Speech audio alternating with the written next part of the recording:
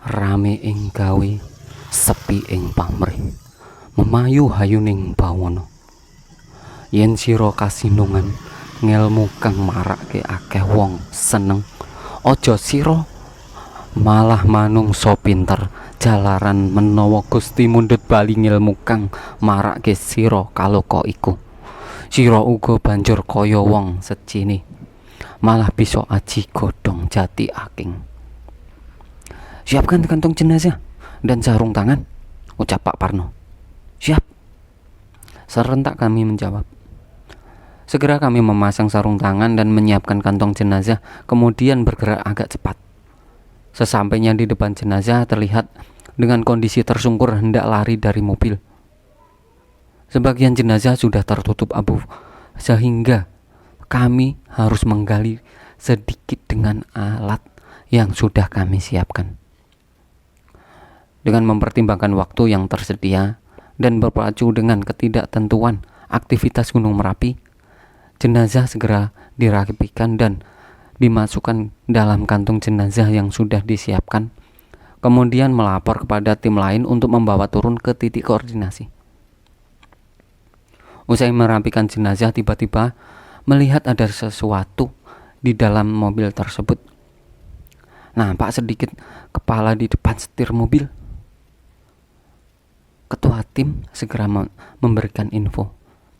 Seluruh tim kemudian mendekati kembali mobil itu.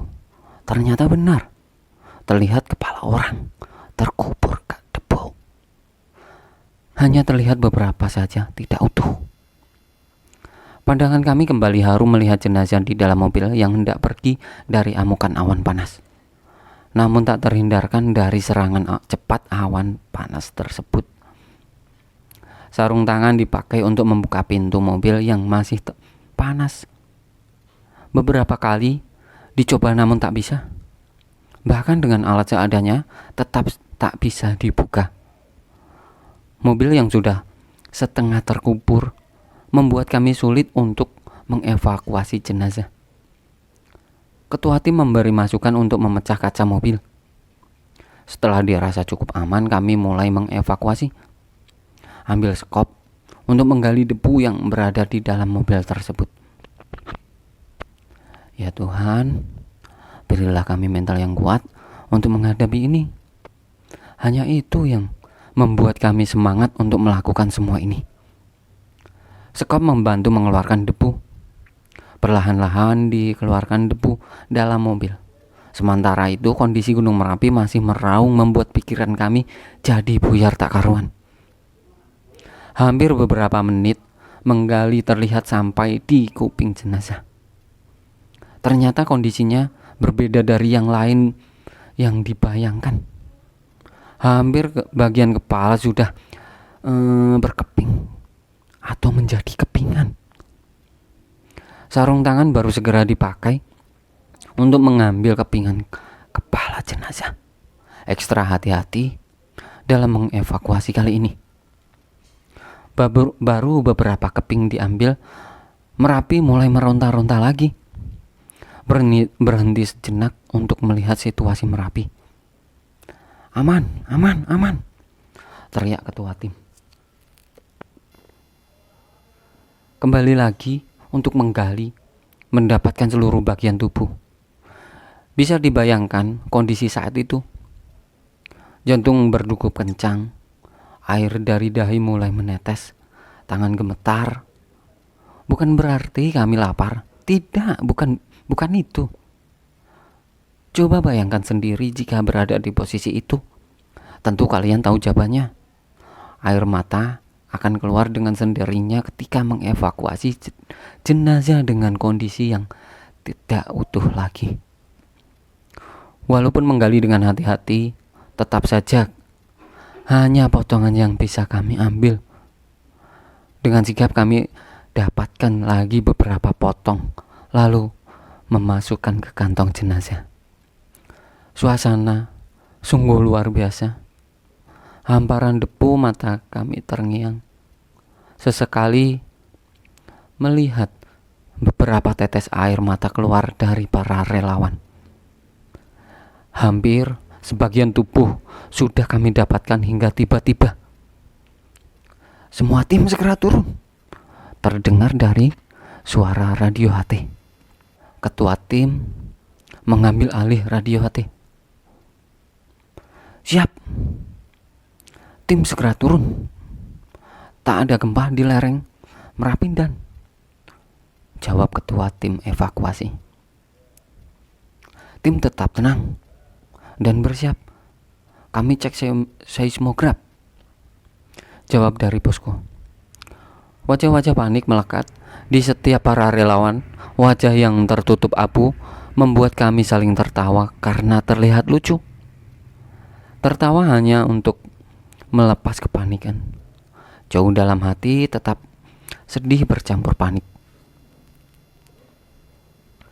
Letusan Merapi 2010 adalah duka yang mendalam bagi masyarakat Jogja dan sekitarnya.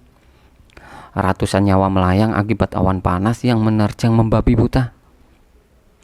Awan panas meluncur dahsyat dengan jarak mencapai 14-15 km.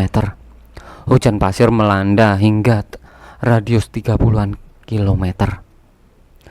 Bau belerang menyesakan napas. Pekat. Jalan Kaliurang dipenuhi ratusan ribu manusia yang bergerak turun. Zona awas Merapi yang pada awalnya hanya radius 5 km diperluas menjadi radius 20 km. Aktivitas benar-benar lumpuh. Setelah menunggu beberapa detik, posko kembali berkomunikasi lagi. Tim kembali lanjutkan. Hanya guguran kecil, ucap posko. Siap dan, ucap ketua tim evakuasi. Tim evakuasi berkumpul dengan berdiskusi. Kemudian tim memberikan arahan lagi. Kantong jenazah yang sudah terisi mulai dirapikan dan dibawa ke mobil evakuasi. Kami kembali bergegas mencari para korban yang masih ada. Bagi kamu yang gak pernah merasakan hujan abu, tahun 2010 adalah tahun penuh abu. Nyaris setiap hari mulai akhir Oktober sampai awal Desember, nuansa langit kelabu dan dunia tidak seperti biasanya. Bayangkan, di suatu pagi, mentari tidak menyinari seperti biasa, hanya samar-samar. Ketika bangun tidur, kamu melihat rumah, kendaraan, jalan dan semua seolah berubah menjadi warna jadi putih dan kelabu, monokrom. Rasanya seperti sore hari dengan mendung yang menggelayut dengan sangat pekat. Internet mengabarkan semuanya begitu jelas. Merapi meletus tengah malam dan mengambil puluhan hingga ratusan nyawa. Ikon legendaris penjaga Merapi, Mbah Marijan pun ikut tiada. Ratusan ribu lainnya terancam harus mengungsi saat itu juga. Informasi itu sudah cukup bagi semua relawan dari berbagai kalangan untuk tidak diam saja. Erupsi Merapi yang dahsyat tersebut membuat perkuliahan diliburkan. Sebagian senang karena bisa pulang ke kampung halaman, sebagian berjuang membantu masyarakat korban terdampak letusan. Sebagian keras kepala ingin terjun ke gelanggang perang untuk bergabung dalam tim relawan yang menyebar di berbagai titik pengungsian. Sebut saja Kepuharjo, Umbul Harjo, Stadion Maguwarjo, Auditorium UPN, Kampus UGM, Widomartani, Joyomuyo, Sawangan, dan posko-posko lainnya. Tinggal pilih posko aja. Para relawan ini bergabung ke lembaga kemanusiaan seperti Bulan Sabit Merah, KRI, Dompet Duafa, ACT, dan sebagainya. Kebanyakan membantu trauma healing anak-anak di posko pengungsian. Ada pula yang membantu evakuasi. Maaf, terhanyut ke situasi hingga melebar kemana-mana. Mohon maaf, kita lanjut ke cerita. Sementara itu, sebagai tim, segera membantu pencarian. Sasarannya adalah mobil dan rumah yang berada di samping kami dan kemudian bergerak ke atas. Tiba-tiba ketua tim menghentikan. "Kalian cek mobil saja, sisir beberapa mobil dan rumah di sekitarnya," ucap ketua tim. "Siap," sahut kami dan langsung mengubah arah langkah kaki. Kami menyisir satu persatu mobil terdekat. Mobil pertama dan kedua kosong. Di dalam mobil ketiga kami menemukan 2 warga sudah meninggal. Namun seperti sebelumnya, hanya ujung kepala yang terlihat. Kembali lagi kami gali. Pelan-pelan keluarkan tubuh korban. "Alon-alon," kata teman relawan. "Beres," balasku. Saat itu tangan gemetar ketika memegang kepala korban. Dengan hati-hati mengeluarkan jenazah. Ketika sedikit tenaga aku keluarkan untuk mengambil korban, ternyata kepalanya putus. Satu tangan itu gemetar ketika memegang kepala korban. Dengan hati-hati mengeluarkan jenazah. Ketika sedikit tenaga keluarkan, ternyata ya Allah, rasa gemetar semakin menjadi-jadi. Sebagai manusia, hal itu wajar untukku. Takut? Jelaslah. Mungkin bagi kalian tidak percaya. 3 orang bongkar jenazah sebisa mungkin, dan yang lain lanjut pencarian jenazah di sekitar. "Saya akan turun ke mobil mengambil kantung jenazah," ucap ketua tim. "Siapa?" serentak kami menjawab. Saya lanjut gali abu bersama 2 rekan tim. Sementara lainnya lanjut menyisir di dalam area mobil-mobil di samping. Beberapa bagian tubuh kami keluarkan sebisa mungkin. Tangan korban kami keluarkan. Masih terasa panas akibat debu vulkanik. Semakin menggali ke bawah, semakin terasa panas. Hanya setengah yang bisa kami ambil. Kami taruh potongan korban di samping mobil sembari menunggu kantong jenazah. Sesekali memandangi hamparan Merapi, dulu hijau penuh vegetasi dan kini menjadi keruh. Dinginnya lereng gunung menjadi panas seketika. Apakah alam sudah marah? Mungkin. Tapi itu semua ada sebab akibat sebelumnya. Berbagi sedikit pengetahuan saya yang berkenan dengan kehidupan kita manusia sebagai makhluk Tuhan. Keberadaan kita di dunia sudah tentu karena Tuhan, namun melalui hukum sebab akibat. Sebabnya adalah pertemuan kedua orang tua kita, dan akibatnya adalah kita. Sebab adalah pertemuan sel telur dan sperma, dan akibatnya adalah ada pembuahan atau embrio. Melalui hal inilah Sang Maha Kuasa dalam bentuk zatnya masuk menjadi sang pemberi hidup. Ada juga yang menyebutnya sebagai ruh. Sifat ruh itu tentu saja sempurna sesuai dengan sifat asalnya. Lalu kenapa kemudian kita sebagai manusia dikatakan tidak sempurna? Ini juga tidak lepas dari hukum sebab akibat tadi. Sebabnya adalah ruh memberi hidup ke dalam jasad, dan akibatnya ruh akan menjadi jiwa makhluk, jiwa kita. Saya urutkan hubungan sebab akibat selanjutnya dengan penjelasan yang sebelumnya menjadi sebab, dan yang setelahnya adalah akibat, dan seterusnya. Ada 4: 1 jiwa, 2 sifat dasar makhluk, 3 kecerdasan, dan yang keempat egoisme. Yang pertama jiwa, karena menghidupi jasad melahirkan sifat dasar makhluk. Sifat dasar makhluk itu ada 3, yaitu sifat mulia, sifat agresivitas, dan yang ketiga sifat lamban atau malas. Ketiga sifat ini adalah pada kita. Dari 3 sifat ini lahirlah kecerdasan. Ini adalah sifat yang berupa intelektual manusia. Sifat mulia adalah aktivitas yang dominan membentuk intelektual manusia. Akibat selanjutnya oleh kecerdasan dan egoisme. Egoisme juga ada 3 bentuknya. Yang pertama, pikiran adalah ego yang dominan menjadi sifat mulia. Yang kedua, pengindra adalah ego yang didominasi oleh sifat agresif. Dan yang ketiga, benih pengindra. Pikiran adalah egoisme yang didominasi oleh sifat mulia, sehingga pikiran itu bisa menjangkau lebih dari alat pengindra pada diri kita. Pengindra adalah alat yang dijadikan tempat oleh pikiran untuk merealisasikan sesuatu, terdiri dari mata untuk melihat, hidung untuk mencium, telinga untuk mendengar, lidah untuk mengecap, kulit untuk meraba atau rasa kaki, tangan, mulut, dan yang lainnya. Benih pengindra adalah egoisme yang didominasi oleh sifat lamban.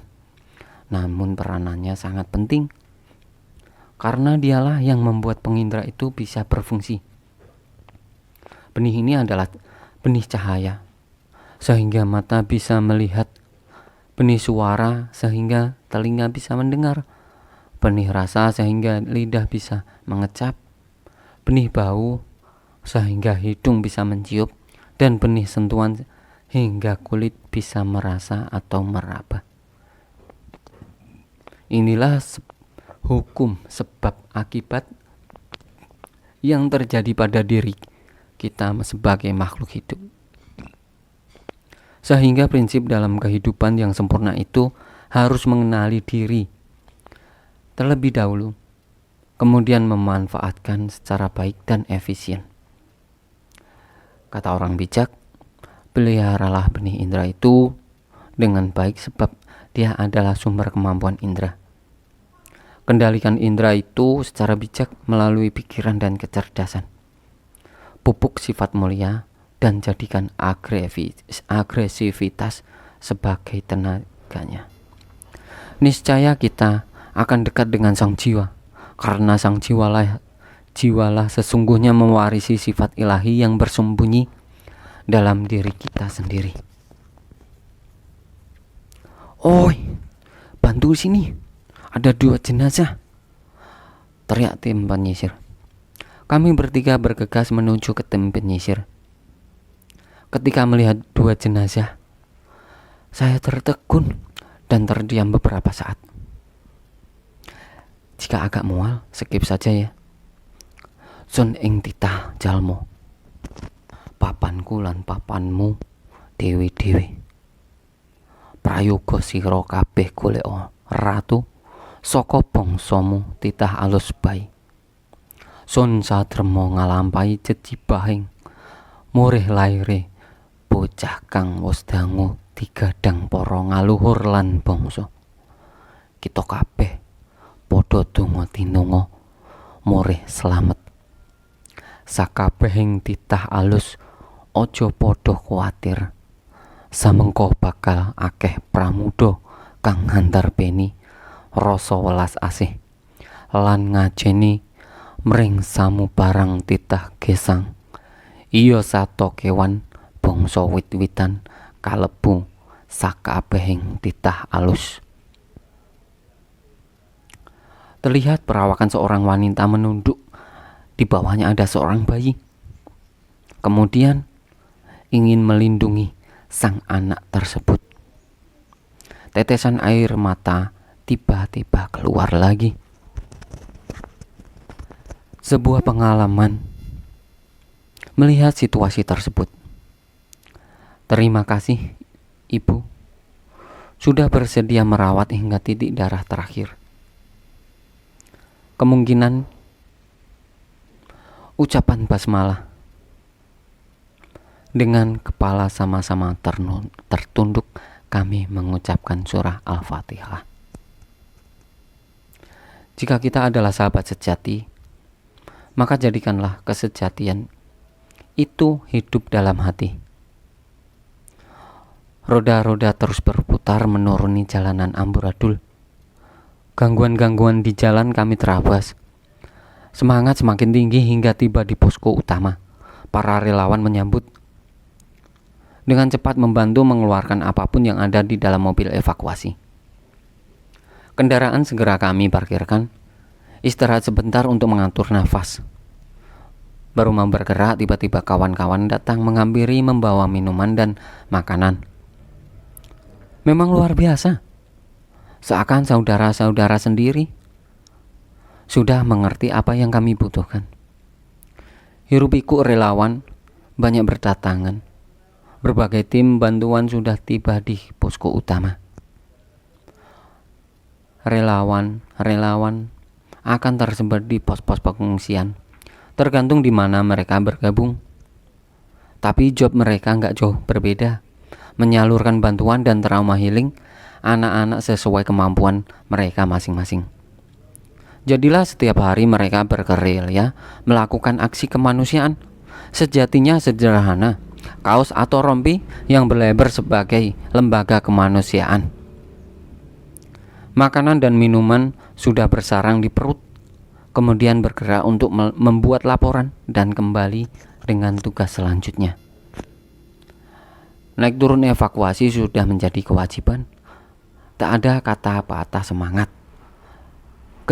Kegiatan evakuasi terus berjalan hingga sang surya mulai tenggelam. Di malam hari suasana masih penuh kesedihan. Aktivitas terus berlanjut. Radio HT saling sahut menyaut. Di setiap pos pengungsian saling membutuhkan bantuan. Sehabis makan malam, beberapa tim disebar ke pos-pos pengungsian untuk membawa logistik dan juga diberi tugas berjaga sekaligus menemani warga yang mengungsi. Jam 8 malam kami mulai bergerak menuju pos. Tiap tim terdapat 4 orang. Korlap, trauma healing, medis. Sesampai di tujuan kami melapor dengan 2 orang dari warga setempat sebagai relawan jaga. 4 orang segera kutulis di buku kehadiran penjaga pos pengungsian sekaligus menyerahkan logistik. Tempat lapang kecil ini hanya memuat beberapa pengungsian, mungkin sekitar 30-an. Kesedihan jelas terlihat di wajah mereka. Tangisan balita membuat suasana semakin haru. Makanan dan minuman segera dibagikan. Matur nuwun nggih, matur nuwun nggih, matur nuwun, matur nuwun. Itulah kata-kata yang terucap dari mereka. Mungkin gak cukup jika saya tulis di sini. Mereka mulai makan. Senang melihat mereka makan dengan lahapnya. Ngopi sik, ucap kawan-kawan relawan. Ternyata sudah disiapin kopi. Kami berbincang ngobrol ngalor ngidul dengan para relawan. Rokok mulai dibakar untuk menemani obrolan kami. Kopi pun tanpa gula menyusuri tenggorokan. Canda tawa mengiringi kami dalam dekapan malam untuk menyembunyikan kesedihan. Malam semakin sepi. Satu persatu pengungsi mulai hilang dalam mimpi. Suasana menjadi hening dan terasa mencekam. Ilusi semakin menjadi di malam itu. Terdengar suara tangisan di sekitar tempat pengungsian. Setelah dicek, ternyata warga pengungsi sudah terlelap. Tangisan-tangisan bayi yang paling menyayat hati. Bingung antara perasaan sedih atau takut. Bulu kudus semakin merinding menjadi-jadi. Satu kelebatan di depan mata membuat mental semakin menciut. Malam yang semakin mistis. Banyak sekali gangguan-gangguan sepanjang gelapnya malam. Malam yang penuh mistis. Banyak sekali gangguan-gangguan di sepanjang gelapnya malam. Sangat-sangat susah untuk memejamkan mata. Dulu di tempat ini sangat dingin. Akan tetapi berbeda dengan malam setelah Merapi meletus. Gerah sekali. Bahkan suara hewan malam tak satu pun yang berbunyi. Butuh waktu lama agar kondisi pulih seperti sedia kala. Pengungsi berbulan-bulan tinggal di pengungsian. Ketika kembali, rumah mereka pun sudah terkubur abu. Jembatan ambrol, batu-batu Merapi besar, rumah berserakan di pinggir jalan. Pohon-pohon mati tertimpa, beban abu bercampur kerikil. Hingga jalanan yang super licin akibat tertutup abu, kerikil, pasir plus air hujan. Jadilah jalan raya Jogja Semarang seperti desemen dengan abu yang mengeras dan bikin para pengemudi motor terjatuh, membuat jalur utama tertutup beberapa hari. Sungguh menyita energi selama berbulan-bulan. Kerugian materi pun tak terelakkan. Tragedi luar biasa itu menelan sekitar 277 korban jiwa, termasuk sang juru kunci Merapi, Mbah Marijan yang sangat populer pasca erupsi 2006. Total pengungsi pun mencapai 500.000 orang. Setelah Merapi sudah puas akan amarahnya, penduduk pun kembali ke rumahnya dengan rasa trauma yang mendalam. Korban meninggal dimakamkan secara massal dan penuh doa duka cita dari penjuru Nusantara. Bagi para relawan, kenangan aksi kemanusiaan yang telah jadi rutinitas ini tak akan pernah mereka lupakan. Merapi telah menghancurkan semuanya, sekaligus menjalankan siklus kehidupannya. Tanah yang hancur, tertutup, abu perlahan ditumbuhi tunas kehidupan. Percayalah, ia hanya mengikuti hukum alam. Selang beberapa tahun manusia hidup makmur karenanya. Kinarjo yang diterjang awan panas kini jadi destinasi lavator yang mengagumkan. Pertanian kian subur dan memberikan hasil bumi yang begitu melimpah.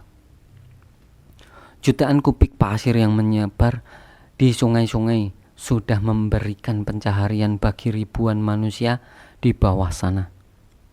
Memang seharusnya Merapi meletus. Itu adalah sebuah siklus. Manusia yang wajib waspada dan pelajari tanda-tandanya, supaya ketika siklus itu datang kembali, tak ada nyawa sia-sia yang harus melayang lagi. Kisah-kisah ini hanyalah sekelumit dari sekian banyak kisah yang belum terekspos di berbagai media. Banyak hikmah yang bisa kita dapatkan dari kisah-kisah di atas.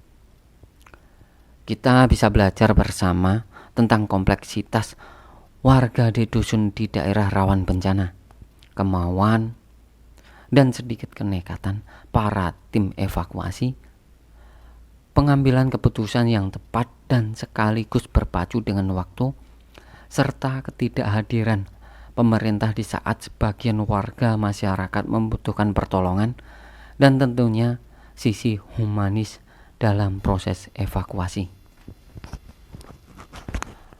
Dari informasi yang didapat bahwa sebagian besar anggota tim evakuasi menggunakan biaya sendiri untuk terlibat di lapangan, melaksanakan tugas dengan baik dan tanggung jawab yang tidak bisa diremehkan, dan tidak meninggalkan pendekatan humanis dalam proses evakuasi. Bahkan ada sebagian anggota tim evakuasi yang bersedia menceritakan kisahnya, namun tidak bersedia namanya untuk dipublikasikan oleh media. Sumpah bikin merinding ini. Bukan merinding karena hantu, merinding haru. Dari banyak hal tersebut menunjukkan bahwa masyarakat tidak sepenuhnya lumpuh ketika menghadapi krisis Gunung Merapi, bahkan mampu mengambil fungsi yang gagal dilaksanakan oleh pemerintah. Meminjam istilah seorang teman, segenap warga mampu melaksanakan self-governance dalam hal evakuasi masyarakat di lereng selatan Gunung Merapi. Bagi penulis, kisah-kisah ini bisa menjadi pukulan yang cukup telak bagi pemerintah dikarenakan tindakan-tindakan yang diimplementasikan tidak sebanding dengan dukungan dana, sarana, dan prasarana yang dimiliki. Lebih ironisnya, semua dukungan tersebut menggunakan dana yang berasal dari masyarakat. Ke depan, pelajaran yang telah dibagikan oleh para relawan anggota tim evakuasi ini bisa memperkuat wawasan bagi kita dalam merespon dengan lebih arif terhadap kondisi yang dialami oleh masyarakat. Semoga. Terima kasih untuk seluruh anggota tim evakuasi yang telah bekerja dengan sangat baik di lapangan. Dan mohon maaf atas ketidakcermatan saya dalam menceritakan ataupun menuliskan kembali kisah yang dialami. Terima kasih. Assalamualaikum warahmatullahi wabarakatuh.